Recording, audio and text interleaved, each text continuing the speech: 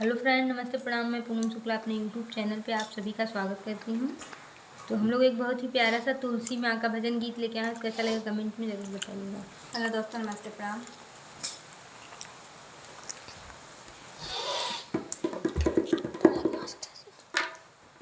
Master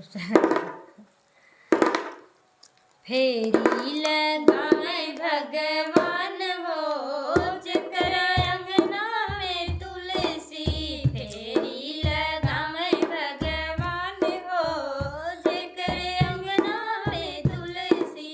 ओही रे आंगनवा में लक्ष्मी जी का डेरा, ओही रे आंगनवा में लक्ष्मी जी का डेरा।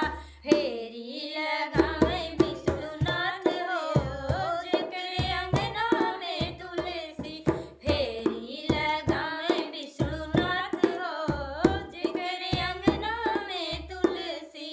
फेरी लगाए भगवान हो जकर अंगना में तुलसी, फेरी आंगनवा में गौरा जी का डेरा, ओही रे आंगनवा में गौरा जी का डेरा। फेरी लगाए शंकर नाथ हो जकर अंगना में तुलसी, फेरी लगाए शंकर नाथ हो जकर अंगना में तुलसी। फेरी लगाए भगवान हो जकर अंगना में तुलसी, फेरी लगाए भगवान हो जकर अंगना में तुलसी।